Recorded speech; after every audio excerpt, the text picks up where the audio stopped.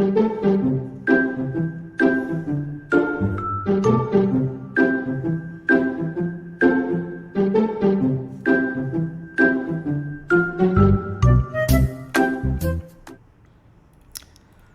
halo semuanya, Exclusive Family Crypto Health.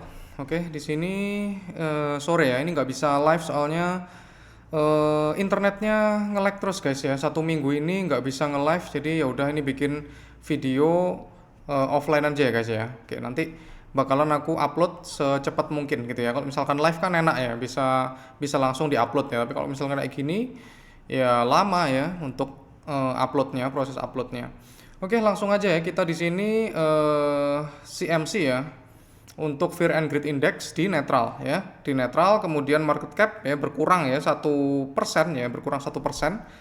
Kemudian volumenya cuma naik sedikit aja ya, 4,71%, padahal hari ini hari Senin ya, betul ya. Oke, betul, hari Senin apa Selasa? Hari Senin ya. Oke, Bitcoin dominance 57,8 ya, tapi kalau misalkan di TradingView itu tadi sempat ke 58 ya. Jadi Bitcoin ini sudah mulai naik lagi ya guys ya untuk Bitcoin dominance-nya. Berarti banyak orang yang beli Bitcoin daripada beli altcoin ya, seperti itu. Bentar guys. Ya, di sini kita bisa lihat apa guys? Fear and Greed ini sudah ya kan. Kemudian kita lihat market overview-nya ya di sini. Bitcoin dibanting ya, tadi sempat ke 116.700 ya, 116,700. Sekarang dibanting ke 114 tadi ya, 114 berapa gitu ya, something gitu ya. Jadi di sini terlihat ya untuk permainan bandar. Misalkan naiknya kenceng kayak gitu ya, naik turunnya kenceng berarti para exchange ya itu lagi cari uang ya, lagi cari uang dengan cara apa? Likuidasi atas bawah. Oke. Ya, di sini kemarin ya selamat ya yang sudah take profit ya, yang sudah take profit. Sudah aku jelaskan berkali-kali juga ke kalian, fokus take profit dana 40% ya, kurang jelas apalagi ya. Semua influencer nggak ada yang bilang kayak gitu ya. Take profit sampai segitu itu nggak ada setauku ya. Jadi ya kita harus berpikir gini ya guys ya, harus berpikir kebalikannya. Harus berpikir kebalikannya pada saat FOMC ya kan. Kenapa kok aku bisa pede pada saat sebelum FOMC, bahkan kemarin siapa ya, Bro David ya, Bro David itu nyimpulin ya, pokoknya take profit di tanggal sekian ya gitu ya, itu udah bener banget ya guys ya, gitu. Kenapa kok misalkan aku bisa menyimpulkan untuk melakukan take profit sebelum FOMC, kenapa? Ya karena hasil FOMC-nya ya di sini ya, apaan ini interest rate? Jadi begini guys, bentar. CME Group Fed Watch Tool. Oke. Jadi kenapa kok misalkan aku bisa tahu untuk FOMC, sebelum FOMC itu kita harus take profit ya. Kenapa? Ya karena hasil FOMC-nya itu dia udah nggak kaget lagi market ya, sudah 94% ya. 94%. Sedangkan para whale, para market maker itu dia butuh cuan guys ya. Butuh cuan. Akhirnya apa? Akhirnya dinaikin harganya ya kan, sebelum FOMC itu dinaikin minggu kemarin ya, mulai minggu kemarin dinaikin dengan asumsi apa? Dengan asumsi retail berpikir begini, wah ini setelah FOMC ini pasti akan harganya akan lebih naik lagi dari harga sekarang. Ya masa sih setelah FOMC ya, dengan FOMC yang apa ya, baru pertama kali FOMC di tahun 2025, masa nggak naik sih gitu loh. Pasti market euforia deh. Nah, kalau misalkan retail berpikir seperti itu, para whale ya, para market maker, para smart money apa yang dilakukan? Adalah kebalikannya. Makanya kita didam sebelum tanggal 17 ya, atau di Indo itu tanggal 18 jam 1 ya, ingat ya. Tanggal 18 jam 1 ya. Jam 1 dini hari guys ya. Makanya kita didam mulai sekarang seperti itu. Kenapa? Karena ya kemungkinan sudah banyak yang sadar ya, kalau misalkan tanggal 17 nanti bakalan didam gitu. Kok misalkan banyak yang sadar, mereka itu punya datanya guys, punya datanya. Yang profit itu berapa, yang ngelong itu berapa, mereka tuh punya datanya semua guys ya. Infonya punya, datanya juga punya. Ya akhirnya mungkin wah ini kemungkinan para retail ini sudah tahu kalau misalkan akan didam di tanggal 17. Ya udah aku ngedamnya di tanggal berapa? Di tanggal sebelumnya. ya. Jadi mulai dari tanggal 13, 14, 15 ya, sekarang itu mulai dilakukan dump ya. Tapi untuk dumpnya ini itu enggak semerta-merta tajam guys ya, untuk Bitcoin terutama ya. Kalau misalkan altcoin kemarin itu emang sudah jelas ya, aku sarankan untuk take profit ya. Bahkan yang Bang Yehuda itu malah all in di hype ya. Sampai aku bilang ayo dijual gitu ya. Itu nanti kok misalkan harganya naik itu aku pasti dimarahin guys ya.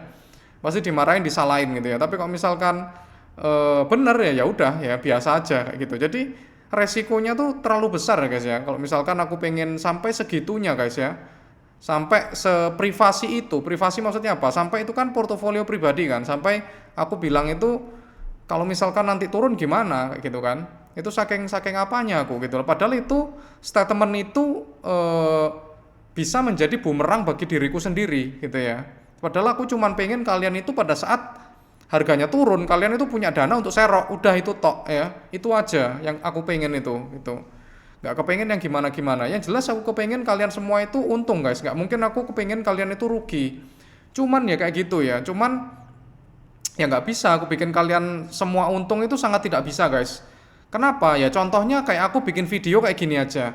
Bikin video kayak gini aja yang dari member itu 100 ya seharusnya ya. 100 member VIP eksklusif ya kan. Itu yang nonton paling 30 gitu ya. Dari situ aja udah ketahuan. Oh, jadi banyak yang nggak menghargai kayak gitu ya, banyak yang nggak mau belajar kayak gitu ya. Jadi cuma 30, kadang itu cuma 40 doang yang nonton. Dari member eksklusif tuh seratusan lebih sebenarnya gitu. Jadi ya udah tau lah kayak gitu ya. Itu untuk yang nonton aja, belum yang belajar ya. Kadang kan cuma nonton paling 10 detik, oh udahlah kayak gitu.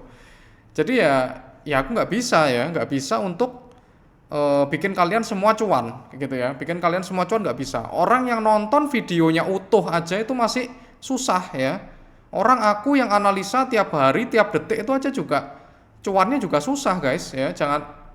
Jangankan aku ya, apalagi kalian ya, yang misalkan nonton kayak gini aja cuman di skip atau cuman nggak mau nonton atau gimana ya, aku nggak tahu lagi kayak gitu ya. Jadi aku sudah bodoh amat ya. Kalau misalkan kalian rugi atau enggak ya, aku pokoknya berusaha semaksimal mungkin ya untuk kalian ya. Nggak mungkin aku pengen kalian itu rugi ya, itu sangat tidak mungkin ya. Jadi pengenku ya kalian semua cuan ya guys ya. Oke, ini tadi dari market crypto cap. Sekarang market overview maksudku.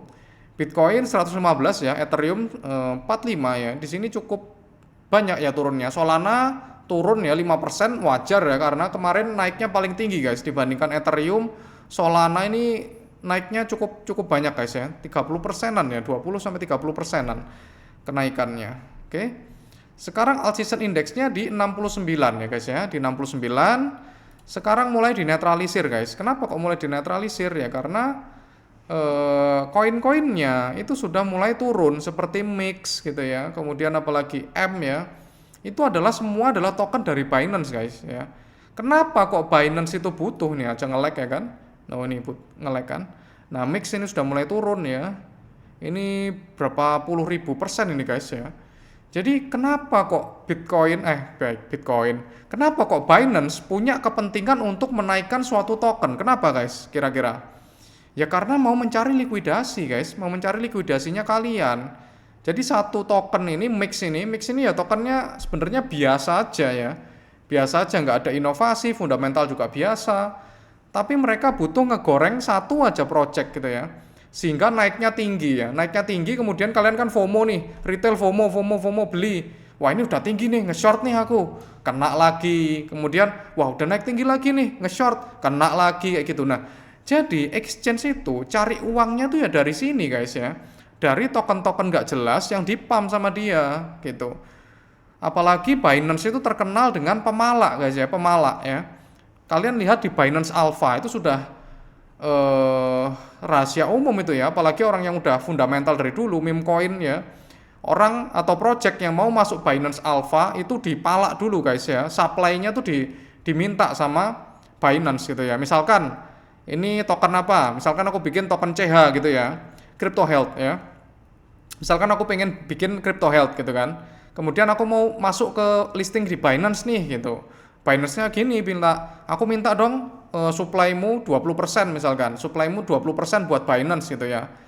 Kalau misalkan mau baru aku nanti masukin, tapi masukinnya nggak di Binance Global ya guys ya, masukinnya di Binance Alpha dulu, di DEX-nya dari Binance ya. Pada saat di DEX-nya Binance itu sudah supply itu sudah dikuasai oleh Binance, misalkan minta 10%, minta 20% gitu ya. Mau nggak mau kita kasih kan. Nah setelah dikasih itu langsung didam sama dia.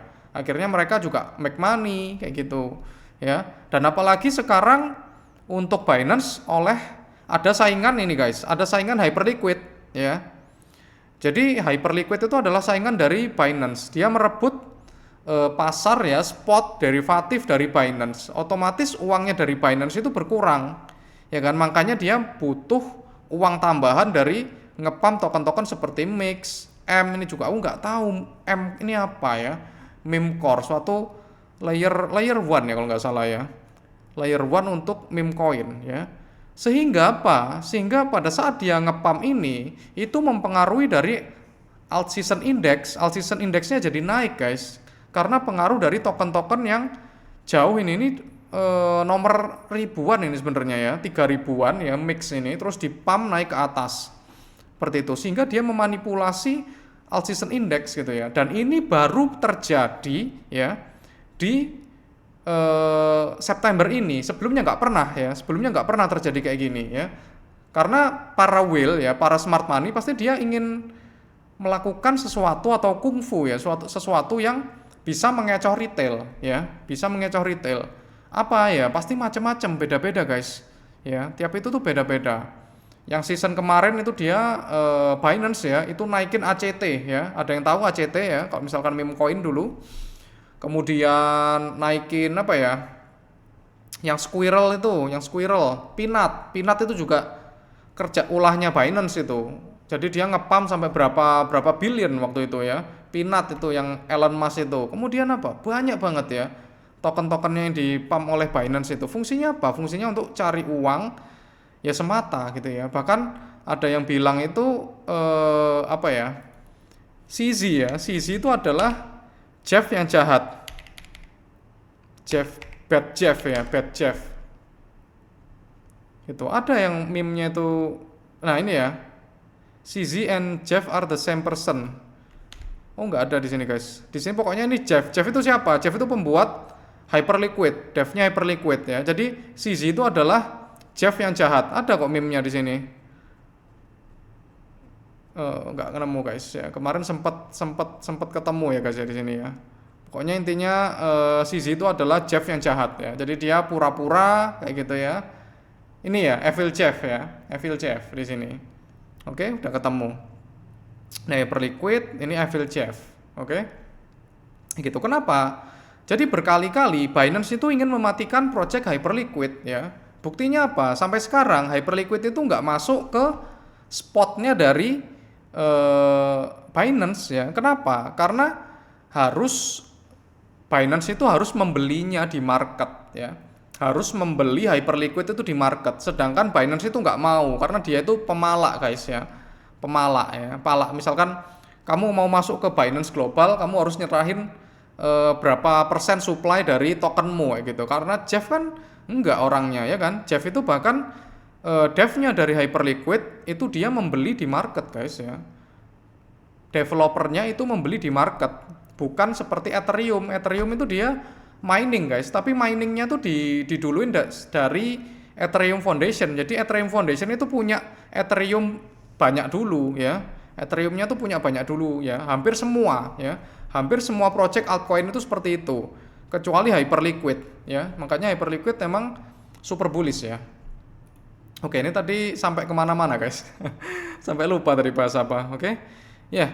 Kenapa kok bisa di situ? Ya itu tadi FOMC di sini, kemudian bahas alt season ya tadi. Nah, ini mixnya udah mulai turun ya kan. Jadi aku harapkan ya alt season indexnya tuh turun juga ya secara natural ya kan. Jadi token-token yang bener-bener natural, yang naiknya tuh nggak terlalu kenceng ya kan. Dan itu bisa mengakibatkan bener-bener alt season ya kan.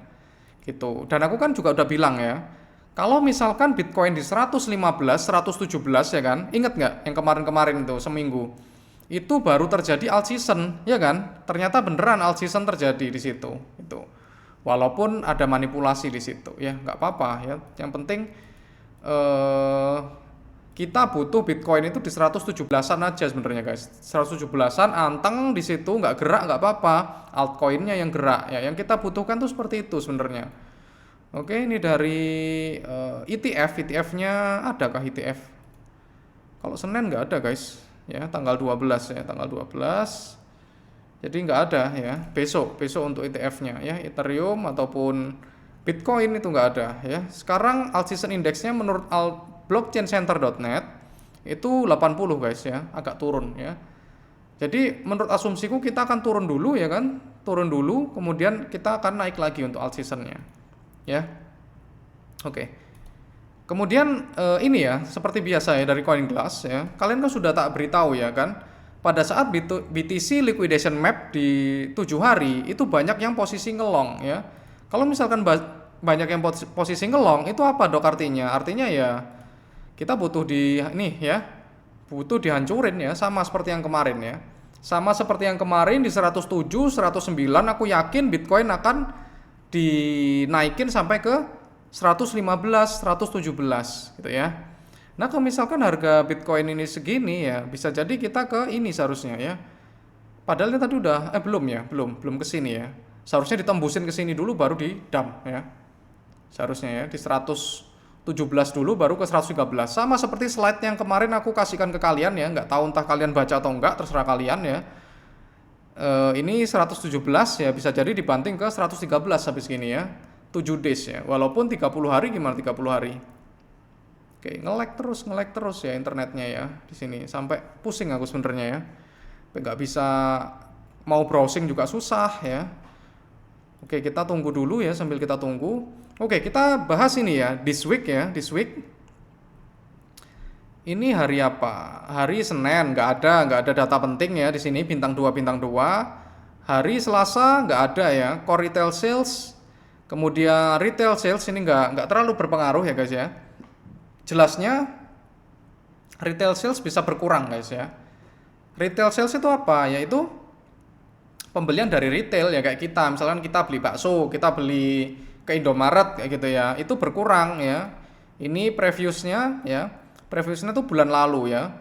Bulan lalu? Bulan Juli ya. Bulan Juli itu 0,5%, kemudian forecastnya ya atau ramalannya itu 0,2, berarti daya beli masyarakat itu rendah ya kan. Ini udah rendah semua pasti ya kan, udah rendah semua, jadi seharusnya nggak terlalu ngefek sih ke Bitcoin.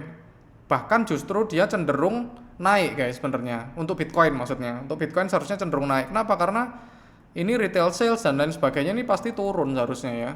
Paling nggak sama lah gitu. Kemudian yang paling penting apa dok? Yang paling penting ya ini ya CPI ini lumayan ya kan. CPI year on year, kemudian crude oil inventories ini nggak terlalu ya seharusnya ya, karena cadangan minyaknya itu sudah nggak ada event ya, sama seperti yang kemarin itu kan ada perang Iran itu ya. Iran itu kan memegang cadangan minyak terbesar gitu ya, karena itu nggak ada perang ya. Ya udah ini menjadi data yang menurutku kurang menggerakkan market ya. Oke, nah kalian bisa lihat di sini FOMC Economic Projection di sini, oke? Kalian bisa nggak tahu entah kalian mau melean atau melean itu apa dok? Melean itu ya apa guys? Melean guys, begadang guys maksudnya ya. Nah di sini ya. Philadelphia ini nggak terlalu ya guys ya. Jadi tanggal 18 jam 1 ya, ini ada FOMC ini biasanya kelar sampai jam setengah 3-an biasanya guys ya. Biasanya setengah 3 kelar. Kemudian ya udah ya seperti biasa di sini ya, GDP nggak terlalu penting, GDP initial jobless claim, tapi ini lumayan juga ya initial jobless claimnya ya. Karena kenapa? Karena di sini turun guys ya, turun. Jadi dana yang mengajukan kok pensiunan sih apa ya? Data pengangguran yang di apa itu namanya ya? Subsidi ya. Subsidi atau dapat uang sangu ya selama menganggur itu di sini berkurang ya forecastnya. Oke, jadi emang semua mata itu tertuju pada tanggal 18 ini guys ya. Pada tanggal 18 ini. Oke, kita lihat lagi. Alah, lama kali lah. Oke, kita 30 hari guys, 30 hari masih belum dapat guys. Nah ya, sekarang ya 30 harinya itu didominasi oleh apa? Didominasi oleh long ya. Kemarin kita yang nge-short itu lebih banyak ya guys ya. Sekarang udah didominasi oleh yang nge-long. Oke. Ini sudah. Nah, ini ya, kita trading economic ya. Ini overview-nya. Inflation rate ya. Inflation rate-nya terakhir itu di 2,9 ya. Seharusnya inflation rate-nya sekarang kita turun deh. Highest lowest. Terakhirnya inflation rate-nya naik ya. Jadi gini, walaupun nanti ekonomi dari Amerika itu dilakukan cetak uang yang besar-besaran, tapi inflasinya itu tetap guys ya. Dan itu menimbulkan apa? Itu menimbulkan resesi. Dan resesi itu adalah menurutku pribadi ya, itu adalah alasan untuk kita nanti bear market di 2026. Di 2026 itu ada resesi ya. Benar, pada saat sekarang adalah red cut ya. Red cut itu jadi kenaikan lapangan pekerjaan dan lain sebagainya itu naik, tapi hanya sementara guys ya, hanya sementara aja. Jadi kayak disuntik ya kan, disuntik kemudian dia dikasih vitamin ya kan, dikasih doping ya kan, tapi efeknya tuh sementara. Setelah efek dopingnya habis, nanti pengangguran akan naik lagi guys, dan inflasi akan tinggi. Itu yang menyebabkan ya, atau salah satu narasi yang membuat Bitcoin bear market ya gitu. Jadi banyak yang bilang ada lengthening cycle, tapi aku nggak mau ya kayak gitu ya. Tetap aku ada bear market di 2026 ya. Tuh, walaupun si bocil Sule ya bilang akan lengthening cycle, ya udah biarin aja gitu ya. Kita tetap pada pendapat sendiri, oke? Analisa sendiri. Kecuali Bitcoin kemungkinan masih bisa ya lengthening, tapi untuk yang lain enggak aku ya. Oke, di sini kita bisa lihat ya. Untuk Bitcoin dominance ya, bisa kita lihat kan tadi 58 sekarang, 58,09. Tadi waktu aku update di Discord ya kan, itu berapa ya? Itu tadi adalah 57, berapa gitu ya, 7 berapa. Oke. Di sini aku memproyeksikan ya, untuk Bitcoin ya, dominance itu akan retest ke atas dulu sedikit ya kan, ke atas ini, kemudian kita turun. Nah, turun sampai di sini maksimalnya. Oke. Maksimalnya di sini, kemudian habis itu naik lagi. Nah, waktu naik ini adalah bear market guys ya. Kita bisa ngelihat di sini, ini tahun berapa ya? Januari 2022 ya. Januari 2022 itu adalah pintu menuju bear market ya guys ya. Pintu menuju bear market di sini ya. Januari 2021 sebenarnya semenjak dari November sih ya. November, Desember itu udah turun ya. Alias di sini ada Luna ya, ada masih Luna. Luna itu masih naik di sini guys. Kemudian Metaverse itu masih naik di sini guys ya. Makanya Bitcoin itu dominance-nya turun. Tapi setelah itu naik guys ya. Kalau naik menandakan apa? Naiknya berapa persen? Naiknya berapa Bitcoin dominance-nya?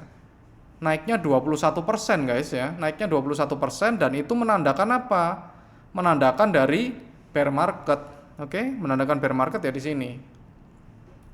Itu sama, ini nanti juga gitu naiknya. Tadi berapa? 21% ya.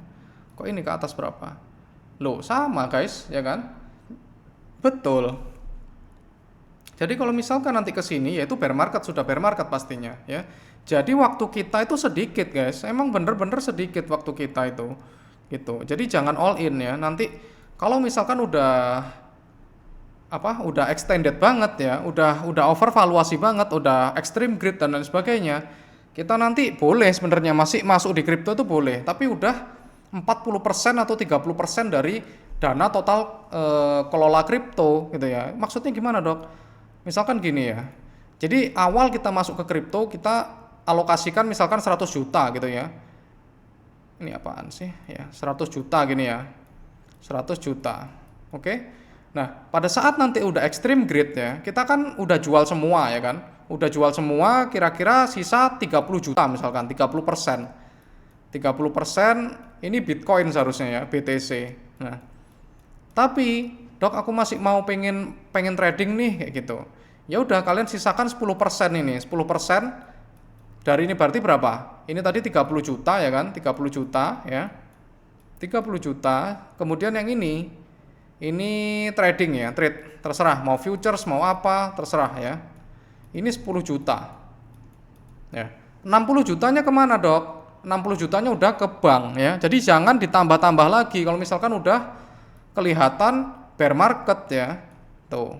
Jadi rumusnya seperti ini. Kalau misalkan kalian mau tetap bermain ya di market yang sudah panas, overheat, itu kalian bermainnya ya ini aja, maksimal 30% seharusnya ya.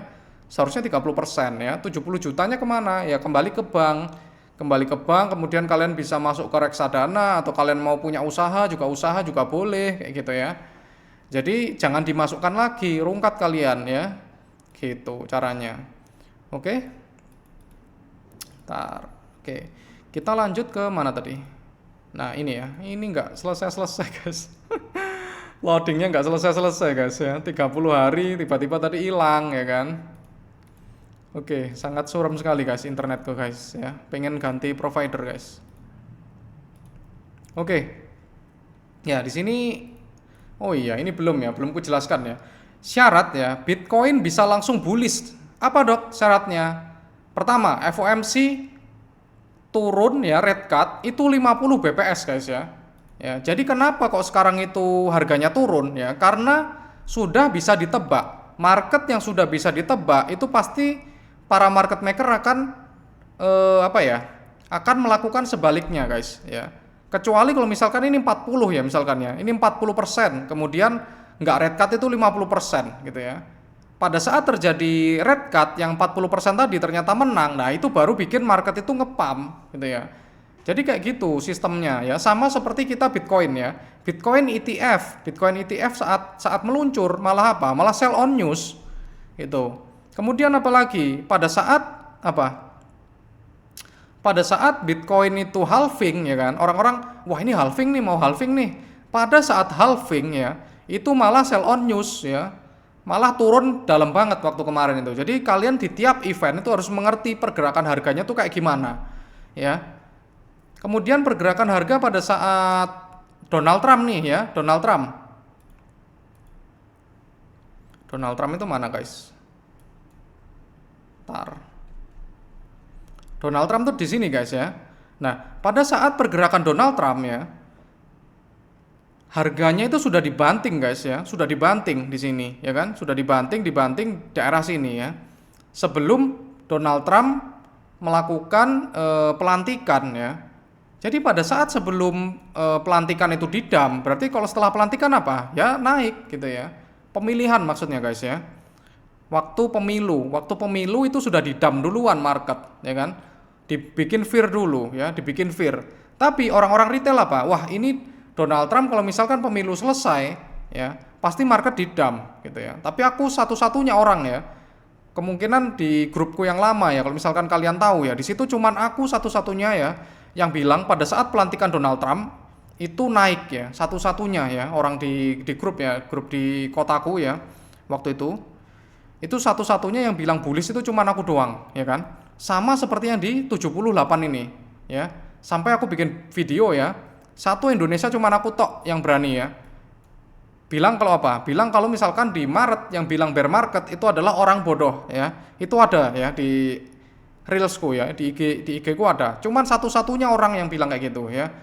Teman-teman itu udah pada ini udah bearish ya kan, selamat tinggal gitu ya, sampai ketemu lagi di next bull run kayak gitu. Banyak banget orang-orang yang imitasi kayak gitu. Di Twitter juga banyak banget kripto, cuman aku doang gitu ya. Akhirnya apa? Ya aku beli di sini guys untuk Bitcoin ya, akhirnya ya naik. Oke, seperti itu. Jadi cara untuk menganalisa itu seperti itulah. Ini ada kalender guys. Tak cariin. Oke, terus habis gitu apa? Misalkan FOMC 50 BPS ya, walaupun kemungkinannya kecil ya. Jadi ini adalah cara untuk menganalisa suatu pergerakan harga ya, by fundamental, by sentimen makro gitu ya. Untuk teknikalnya ya nanti urusannya Bang Wims ya gitu. Oke. Kalau misalkan 5% ini menang ya, misalkan turun 50% itu langsung market naik guys, langsung ke 120 bisa itu ya. Kenapa? Karena market kaget gitu ya. Jadi market itu butuh kaget guys ya. Kalau kaget itu bisa naik ke atas, bisa turun junam ke bawah gitu. Kalau misalkan nanti 25 sudah tahu, sudah banyak orang yang tahu, bisa jadi turun slow bleeding guys kayak gitu. Atau bisa jadi dinaikin ya, sehari atau 2 hari dinaikin, kemudian hari ketiga keempat itu turun ambles gitu ya. Gitu. Kemudian apa syaratnya lagi? Saham all time high terus di tanggal 18 September, oke? Seperti yang kita lihat di sini. Ya. Untuk Nasdaq ya, itu sudah all time high, ya kan? Ini S&P guys, S&P. Kemudian Nasdaq sudah all time high, semua all time high, oke? Bitcoin belum. Tapi Bitcoin itu santai guys ya, slow ya. Pergerakan dari Bitcoin itu slow dulu, tapi nanti kalau sekalinya naik itu pasti bakal melebihi dari S&P atau Nasdaq gitu ya. Misalkan ini kenaikannya berapa guys ya dari bottom. Nah, kenaikannya cuma 5% kan, nanti pasti Bitcoin bisa 20% sampai 30% guys ya untuk kenaikannya. Tapi memang cenderung Bitcoin itu ditinggal. Awalnya itu ditinggal duluan. Mereka itu naik-naik dulu, kemudian di take profit sama investornya dibeli ke Bitcoin. Jadi kayak gitu. Oke. Saham all time high terus di tanggal 18 September. Misalkan nanti saham itu all time high terus, sorry, itu ada kemungkinan Bitcoin juga akan naik guys ya. Tuh. Tapi kalau misalkan saham itu turun ya Bitcoin pasti junam guys. Kenapa? Jadi sekarang gini pertanyaannya. Sekarang Nasdaq, S&P sudah all time high. Itu lebih cenderung ya, kecenderungannya atau chance-nya atau potensinya itu dia koreksi dulu sebentar terus naik lagi atau naik terus ya.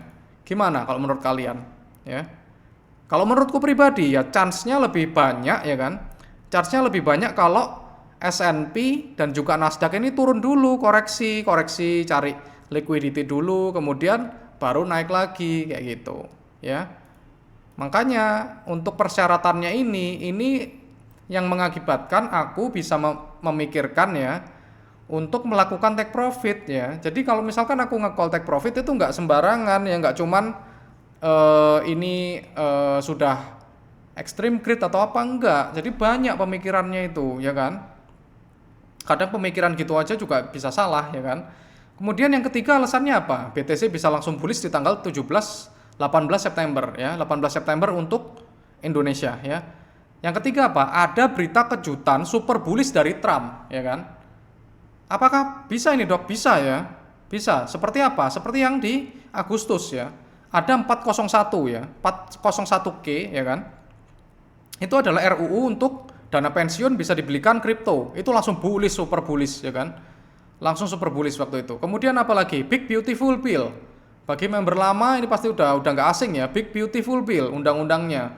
Itu bikin apa? Bikin kripto langsung super bullish guys ya.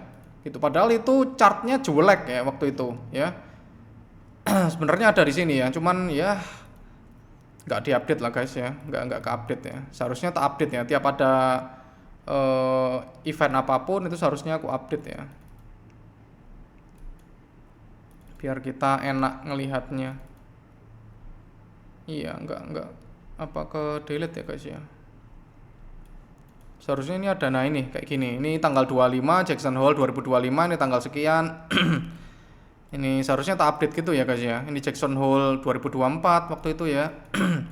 Jadi kalau ada event seharusnya tak masukkan ke sini biar kita tahu, oh ini yang menggerakkan harga ini apa.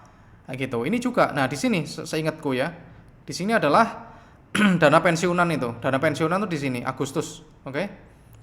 Kemudian CPI bikin naik lagi, ini CPI, kemudian PPI yang bikin turun. Ingat aku. Oke.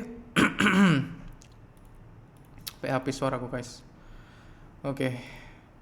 Kemudian analisanya apa? Tetap akan bullish ya. Walaupun ini akan terjadi penurunan ya guys ya. Jadi tetap akan bullish Bitcoin di Oktober ya. Menurut analisaku pribadi itu di minggu ketiga atau minggu keempat ya.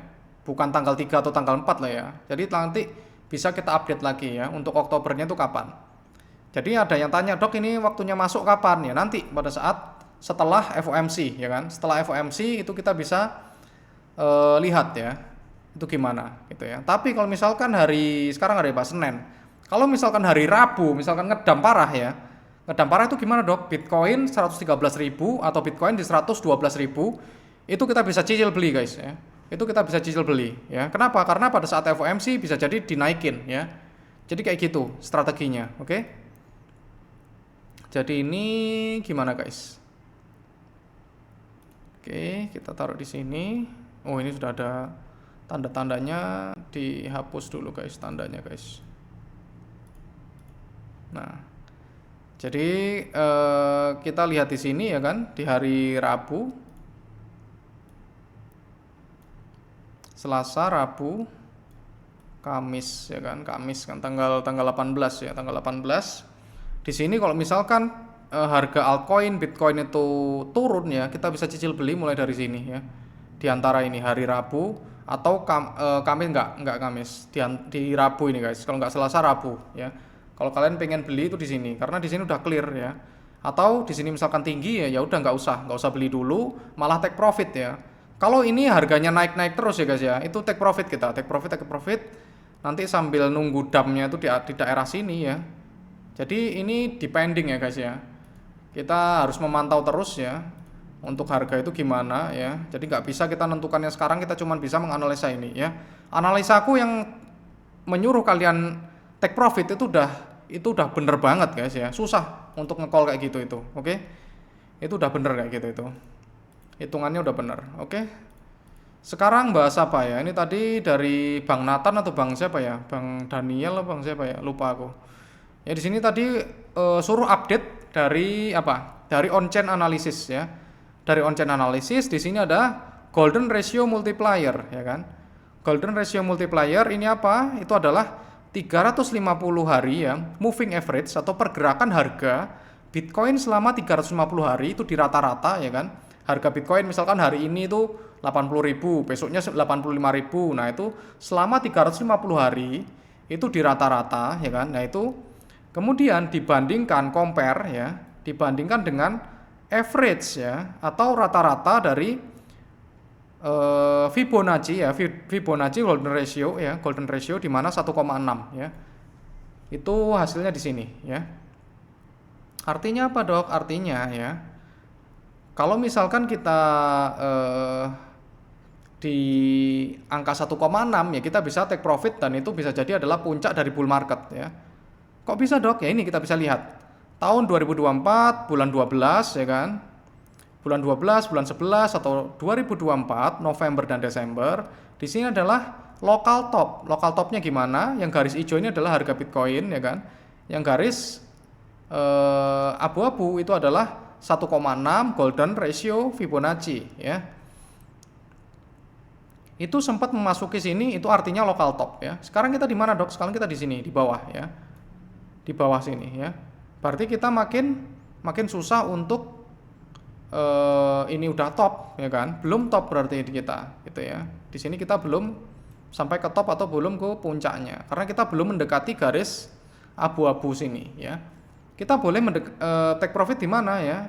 Kita bisa melihat di sini ya. Garis abu-abunya di 154, sedangkan kita harganya di 115,8. Enggak sih, 114 ya sekarang ya. Ini belum update, guys. Berarti kita bisa mengasumsikan kita bisa take profit di 130 sampai 140, guys. Kalau aku udah cukup segitu ya, udah cukup segitu. Bahkan Gabriel Ray itu dia bilang di 130, sama persis sama aku Gabriel Ray ya. Oke, for your information ya. Kalau misalkan kalian mau mau memfilter ya, mana influencer yang bagus, mana suatu seseorang crypto bros yang bagus, itu adalah Gabriel Ray, guys ya. Gabriel Ray sama Bis Yugo. Udah dua itu di Indonesia ya. Kalau yang lain itu udah jangan ya, guys ya. Misalkan kayak kemarin ya, kayak Keju Academy, itu jangan ya. Dia mengiming-imingi apa? Dari 30 juta sampai ke 3M kayak gitu. Itu sudah nggak benar. Kemudian AC ya, Akademi Cinta, itu juga sama ya. Permainannya seperti itu ya. Kemudian apalagi yang satu circle, Sule ya. Sule bocil ya. Dia siklus lalu itu dia masih kencing belum belum berdiri, guys ya. Gitu ya. Siklus lalu dia bilangnya sudah 2 siklus ya atau satu setengah siklus ya. Itu nggak ada, 1,5 siklus nggak ada ya. Dia masih SMP, guys, nggak bisa kalian mempercayai itu. Kalian nggak bisa mempercayai orang ya yang bilang Bitcoin itu adalah zero sum game ya kan. Dan yang pinter siapa? Gabriel Ray. Gabriel Ray udah pinter gitu ya. Dia bener, Bitcoin itu bukan zero sum game ya. Kalian lihat circle-nya Sule itu siapa ya? Circle-nya yaitu Richard Lee ya kan. Itu juga penipu juga sama Richard Lee ya. Dia nipu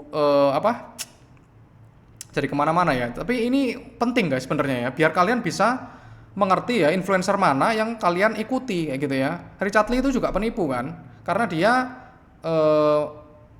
menjual produknya itu berlebihan ya guys ya, berlebihan harganya overprice banget ya.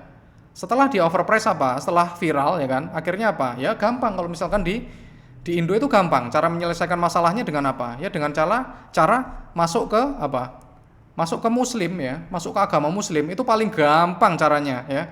Gampangnya maksudnya biar hilang semua dosa-dosanya tuh hilang ya kan, kayak gitu. Jadi kalian juga hati-hati sama Andrew ya, Andrew itu juga hati-hati kalian ya. Kok Andrew, jadi satu circle itu kalian hati-hati ya, satu circle itu kalian hati-hati ya. Kalau misalkan kalian pengen siapa yang bagus ya di dunia kripto, itu Gabriel Ray ya, habis itu Bis Hugo gitu ya. Andreas Tobing itu masih ada bahayanya karena dia sering nge-seal token-token yang jelek ya, dan dia udah masuk duluan. Kemudian apalagi yang Cryptstock itu juga hati-hati guys ya. Cryptstock itu kalian juga hati-hati ya. Itu dia juga sama ya, ngepom-pom token meme yang kecil-kecil tapi dia beli sendirian, beli duluan. Dia jadi whale ya, kemudian kalian jadi exit liquidity ya.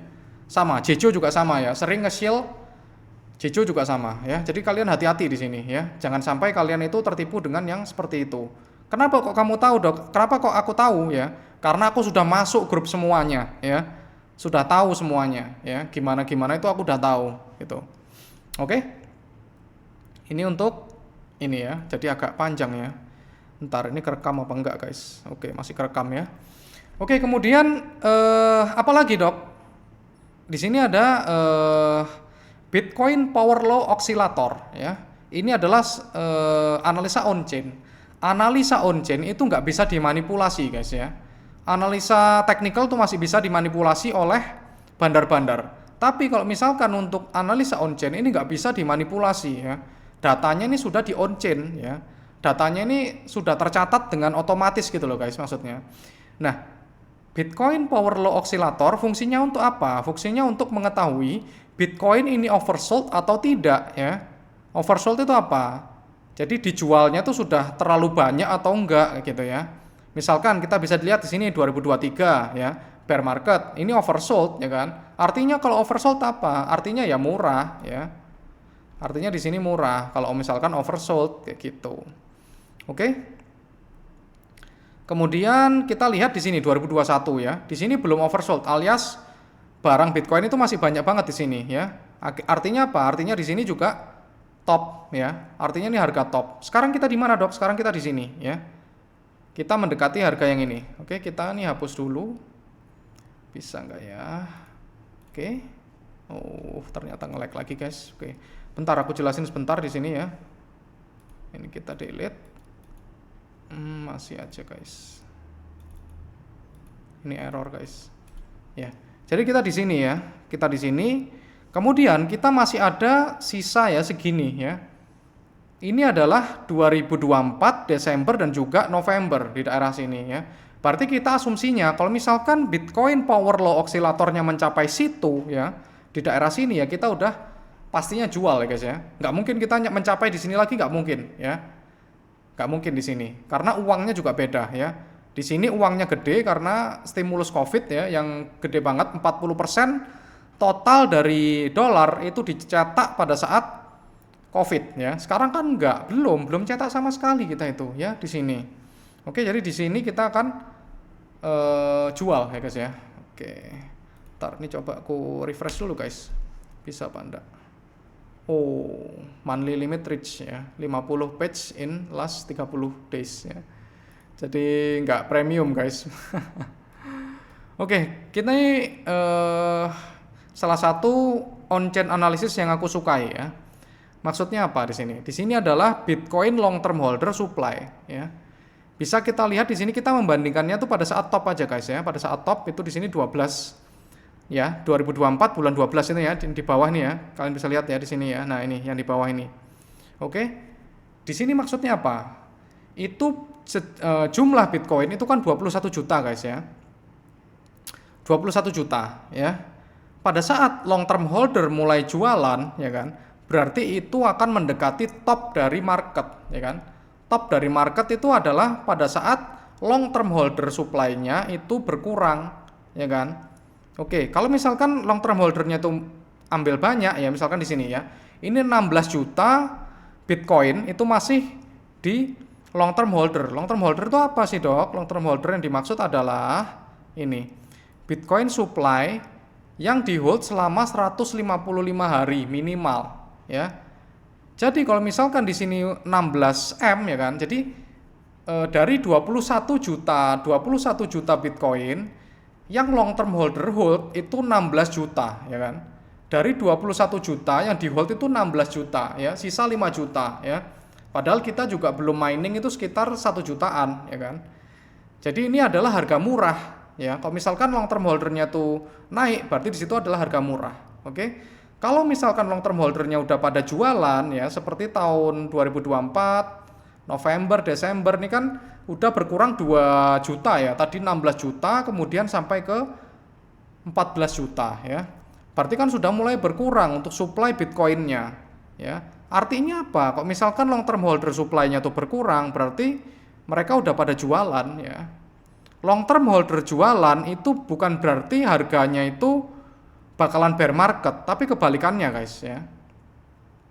Kalau misalkan long term holdernya itu turun ya kan, berarti pada jualan harganya itu malah naik. Itu kalian lihat yang garis warna kuning ya. Pada saat turun ya, Bitcoin itu malah naik guys ya. Bitcoin itu malah naik. Jadi long term holdernya ini dia tuh jualan secara diam-diam guys, diam-diam ya. Mereka itu juga punya media ya. Jadi yang nge-backup apa? Loh kok long term holder jualan kok retail kok pada beli, kok bisa? Ya karena mereka memainkan apa? Memainkan media. Media tuh di blow up. Bitcoin ini bakalan bisa ke sini, bakalan bisa ke sini. Kemudian adopsi bla bla bla. Mereka mainkan ke media ya. Dan media ya itu yang akan dimakan oleh retail. Wah, ini Bitcoin udah 100.000, ini pasti bakalan langsung ke 150.000 nih kayak gitu. Jadinya dimakan. Sekarang gimana, Dok? Sekarang kita sudah supply-nya juga udah mulai menurun ya kan. Kemarin sempat ke 15,9 M ya supply-nya di bulan Juni ya. Yang mana itu adalah harga murah ya kan. Sekarang kita udah mulai turun ya. Ya ini ya. Sekarang kita berapa? Di 15,5 ya, 15,5 juta Bitcoin. Berarti menunjukkan apa? Ya menunjukkan nanti Oktober, November itu kita bisa bener-bener all time high di situ ya. Bener-bener all time high. Berarti masih ada kesempatan kita ya. Kemudian apalagi? Ya ini di sini juga sama ya. Ini long term holder supply net position change ya. Ini juga sama, hampir mirip kayak tadi ya. Kalau merah itu malah bullish guys ya. Kalau merah itu dia malah bullish, tapi kalau ini ya, yang kayak gini itu malah fase akumulasi dari smart money. Kita lihat ya, Maret, Mei itu kan mereka akumulasi terus guys ya. Ini di sini malah akumulasi tanggal 21 Mei ya. Itu mereka akumulasi gede-gedean di sini ya. Nah, sekarang kita mulai melakukan penurunan ya. Pada saat Bitcoin di harga sekarang itu mulai penurunan dari long term holder supply-nya. Ya, sehingga kita nanti kalau misalkan kita mencapai di sini ya, nih ya. Ini kan merahnya kan sudah di bawah banget ya kan. 5 Desember 2024 itu adalah local top ya kan. Kita juga nanti bakalan ke situ ya, ke sini ya. Kita gambar aja guys. Ya, kita juga bakalan ke sini ya. Bisa jadi nggak se-ekstrim ini sih ya. Nah, dan di sini adalah harga apa? Harga top ya. Harga top itu di sini. Oke. Kalau di sini dia butuh berapa bulan? Butuh 2 bulan juga guys ya. Dari November sampai Desember itu 2 bulan juga. Di sini nanti juga sama ya. Jadi Oktober, November itu bisa jadi puncak dari alt season. Puncak dari siklus ini. Oke. Ya ini ada banyak lagi. Ya ini tadi ya. Oke. Di sini aku pengen menjelaskan ya yang terakhir ya. Yang menjelaskan yang terakhir kan. Jadi untuk kedepannya ya kemungkinan aku nggak akan nge-call lagi ya guys ya, nggak akan nge-call. Kalau misalkan aku yakin ya nggak apa-apa aku nge-call gitu ya. Tapi itu bukan bukan suatu keharusan gitulah. Aku untuk nge-call di grup gitu ya, karena itu nggak ada di benefit dari grupku ya. Nggak akan nge-call, maksudnya ini futures di sini, CL di sini gitu kemungkinan akan berkurang guys ya. Kenapa ya? Karena Aku mengikuti ya yang lain-lain ya juga seperti itu guys ya. Kalian bisa, oke, mana dok buktinya? Oke, kita buktikan ya. Kita buktikan di sini. Oke, coba kita lihat di Discord ya. Oke, kita lihat di Discord di sini ya. Kita buka. Oke ya, di sini kalian bisa lihat ya. Di Akademi Cinta ya, kalian bisa lihat kol-kolannya gimana ya. Ini, misalkan kayak Ena kayak gini ya. Ini apa? Bukan Ena sih. Apa guys ini guys? Aku udah nggak pernah ya bikin ini lagi, oke? Oh ini di sini ya, tanggal 9 ya. Ini Kalimosodo ya, tanggal 9 ya, bukan tanggal 9, bulan 9, tanggal 6 September ya. Bitcoin daily chart terpantau bearish, poin yang harus diperhatikan, bla bla bla bla bla, terpantau bearish close 2 hari berturut-turut, stokastik bla bla bla bla, ada potensi visit lagi ke 107 ya. Tapi big demand di area 100 ribu sampai 98k ya. Kita bisa lihat ya, chartnya cuman gini doang guys ya. Dia nggak bisa menentukan ini market structure shift itu gimana ya. Dan ini adalah harganya itu di berapa guys? Ini daily atau sampai aku nggak ngerti guys. Ini daily atau apa ya? Oke, ini garapannya dari Kalimosodo ya. Ini 6 September, oke? Nggak ada market structure shift apa, nggak ada guys, cuman EMA doang ya. Jadi sebenarnya untuk kemampuan teknikalnya itu sebenarnya biasa aja guys ya, biasa aja. Marketingnya yang jago, memang marketingnya yang jago. Kita lihat coba ya, tanggal 6 ya, tanggal 6 September itu gimana ya. Apakah benar berpotensi ke 107 bahkan ke 100k sampai ke 98k ya. Jangan-jangan ini sama kayak temennya ini Keju ya. Sama-sama temennya Keju, karena namanya sama guys, sama-sama akademinya. Oke, kita bisa lihat di sini ya. Kita lihat guys. Oke, ini apa, gambar apa guys ini guys? CME gap ya. Mana Bitcoin? Oh ini guys ya. Kita bisa lihat di sini 6 September ya. 6 September dia bilang ya, itu berpotensi balik lagi ke 107k guys ya. Ke 107k bahkan ke 100.000 ya. Ternyata apa ya? Naik guys, kayak gitu ya. Berarti apa? Ya teknikalnya biasa aja ya. Kol-kolannya juga banyak banget yang salah guys. Jangan salah, itu grup 17 juta ya. Jadi kalian itu biar melek ya. Biar melek ya. Kemudian kemarin juga ada yang bilang astronot itu ya, itu bener sekali. Bener sekali, salah juga 10 kali guys. Karena aku juga tahu udah lama ya, dari tahun 2020, 2019 aku udah ke astronot itu ya kan, yang membahas tentang bulan-bulanan ya, tentang planet ya, planet Sagittarius ketemu ini gitu ya, ketemu Uranus, Merkurius kayak gitu ya. Nah ya, ini 6 September ya, 6 September 2025 ya, dia ke 100 ya, bahkan 107 ya, mirip kan dengan Keju Academy ya kan. Berarti intinya apa ya, teknikalnya nggak bagus-bagus amat gitu ya, itu ternyata naik ya kan.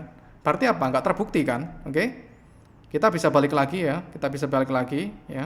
Kenapa kok aku nggak mau nge-call ya, karena itu gorengannya tuh enak ya. Orang kalau misalkan nge-call salah itu ngamuknya nggak main-main gitu ya, ngamuknya nggak main-main. Padahal kita nge-call ya, kalian boleh ikut, nggak apa-apa ya. Oke, nah dia tuh cuman nge-call gini doang guys. Nah kayak gini doang, ini berpotensi kayak gini, nggak terjadi ya wis gitu ya. Kalau terjadi ya dikoar-koar gitu kan. Oke, apalagi ya, ini terakhir tadi ya, WLFI kayak gini, nggak ada market structure-nya, nggak ada. Ini cuman emak-emakan doang. Kemudian tarik gini, udah. Nanti dia bilang profit ya kan, profit segini. Padahal apa ya, belum tentu dia take profit di sini gitu loh. Mana TP-nya nggak ada, dia cuman gambar-gambar gini doang ya. Oke, coba bandingkan ya. Ini juga nggak ada alasannya ya. WLFI H4 berpotensi membentuk bullish momentum gitu doang. Cukup menarik untuk diperhatikan ya. Nanti kalau naik ya dia koar-koar ya kan. Tapi alasannya apa? Nggak ada di sini. Oke, coba kita Bang Wims ya. Oke, nah kayak gini, gimana kalian ya? Gimana kalian kayak gini ya? Ini H4, momentum buyers pada hype tampak sudah melemah. Bahasanya tuh loh, kalian bisa lihat ya kan. kita membuat suatu analisa itu bahasanya mudah dimengerti, menunjukkan jenuh beli untuk sekarang, ini alasannya, H1 kayak gini, ya kan? Itu di sini SNR, HL gini, SNR, order block di sini, gitu loh. Kalian bisa mengerti, ya kan? Di sini kayak gini, apa ini invalidationnya di sini, ya. Jadi udah berbeda guys ya di sini. Untuk analisanya juga berbeda. Zora ada reaksi menyentuh order block, namun 4 jam masih kayak gini. Zora kan validnya kayak gini. Pada time frame ini membentuk MSS, gitu ya. Itu ada alasannya gitu loh. Jadi kalau misalkan kalian mau dan kalian juga enak kan di grup kan kalian tinggal request untuk chart ini gitu ya ke Bang Wims ya. Misalkan dibikinkan kayak gini. Wah, aku belum punya Ethereum nih gitu ya. Berarti aku kalau misalkan mau serok di mana ya di SNR-nya ini. Oh, aku di sini ini bagus berarti. Kalau misalkan aku belum punya Ethereum. Kalau misalkan aku mau mau open long gimana? Ya bisa open long di sini kayak gitu ya. Nanti SL-nya di sini. Ya kalian sendiri yang menentukan kayak gitu. Biar apa? Biar kalian ada tanggung jawabnya sendiri dengan apa yang kalian pasang ya. Open posisi kalian tuh kalian sendiri yang bertanggung jawab kayak gitu ya. Di sini udah ada panduannya gitu.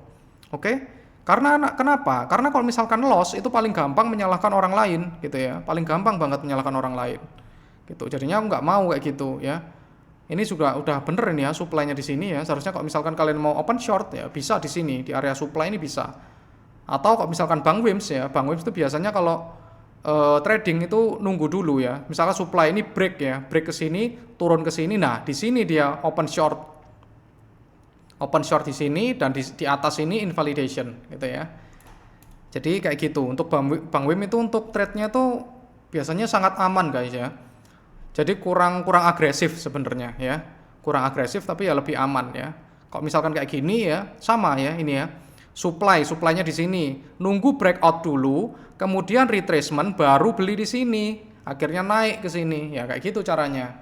Bang Wims itu memang kayak gini caranya ya. Tak kasih tahu kalian. Oke. Jadi di Akademi Cinta pun yang harganya mahal dan banyak yang nggak perform juga ya kan. Itu juga deskripsinya cuman gini, Morpho weekly chart berpotensi membentuk base di area low ini. Chartnya terlihat cukup bullish secara teknikal. Gitu doang ya. Market structure-nya mana, kemudian ini time frame berapa, nggak tahu guys. Ini apa? Weekly ya, 1W ya, 1 weekly ya. Padahal kita sebenarnya nggak boleh weekly guys ya. Weekly itu Bitcoin seharusnya ya. Untuk Morpho kayak gini tuh jangan weekly. Kita harus kecil dulu, habis gitu baru weekly. Kayak gitu ya. Jadi kalian harus mengerti ya di sini. Ini call-callannya juga banyak yang salah guys ya. Banyak banget. Dia ininya juga apa? Fundamentalnya juga nggak ada yang diupdate. Take profit juga nggak ada spotnya ya kan. AVAX kayak gini. Ya ini AVAX sebetulnya naik. Kenapa? Karena ada berita makronya guys ya. Berita makronya apa ya? ETF kalau nggak salah ya. Nah kayak gini. Bitcoin update segini. Ini juga nggak bisa analisa guys. Gitu loh. Sama aja kalian itu gitu ya, nggak tahu ini ARB dia nggak tahu potensinya gimana ya, cuman bisa gini aja pumping gitu doang. Aku juga bisa guys pumping gitu doang ya bisa itu ya, padahal ini kan kayak seorang trader ya, tapi untuk teknikalnya juga dia kurang oke juga guys ya. Gitu. Walaupun dia bisa profit ya nggak tahu profitnya dari mana kan kita nggak tahu guys ya, nggak tahu kita profitnya itu dari mana, narasinya dibentuk, jadi kita jangan terlalu percaya ya guys gitu. Jadi ini cukup penting buat kalian ya, jangan balik lagi, jangan mudah diiming-imingi ini tuh bisa kesini tuh enggak ya. Walaupun aku pun ya misalkan cuanku segini itu kadang cuman marketing doang ya, teknik marketing doang ya. Tapi kalau aku sih jujur ya guys ya, tetap jujur ya guys ya, oke? Karena aku juga buka porto ya kan, aku lagi minus nih gitu. Mana pernah Kalimat Sada bilang ini lagi minus nih, chill house minus gitu, nggak mungkin gitu ya. Aku minus ya minus, itu tak tunjukin gitu ya, tak tunjukin ya karena aku juga manusia biasa guys ya sama, oke? Jadi kesimpulannya apa ya? Capek guys ya. Kesimpulannya kalian bisa nyimpulin sendiri. Kemungkinan ini Bitcoin masih bisa dibawa ke 113.000 ya, persiapan aja. Kalau misalkan hari Rabu kita dibawa naik ya, Bitcoin naik, altcoin naik, ya udah kita take profit di situ ya. Tapi kalau misalkan makin junam, kita bisa cicil beli di situ ya di hari Rabu. Oke? Cicil beli di hari Rabu itu nanti. Oke ya, clear ya, udah jelas ya. Oke. Terus apa lagi? Ya sambil kita memantau pergerakan makro ya, itu. Ini tadi Kalimosodo juga nggak ngerti makro itu apa, nggak pernah aku diajari ya. Diajari makro, CPI itu apa, nggak pernah sama sekali. Kalau CPI itu bergerak, itu apa? Mempengaruhi market, unemployment rate itu berpengaruh, rate cut itu gini, nggak ngerti sama sekali guys ya. Itu. Jadi siapa yang bodoh ya? Yang bodoh adalah yang bergabung sih sebenarnya ya. Mereka nggak bodoh ya. Kita yang dikibulin itu yang bodoh ya. Karena aku merasa bodoh ya, akhirnya aku belajar makroekonomi. Oh ternyata yang menggerakkan itu makroekonomi guys gitu. Yang pertama, setelah itu terakhir baru technical gitu. Technical penting ya, pasti penting. Tapi yang paling penting apa? Makro guys ya. Oke ya gitu aja. Semoga kalian cuan selalu ya. Bye bye.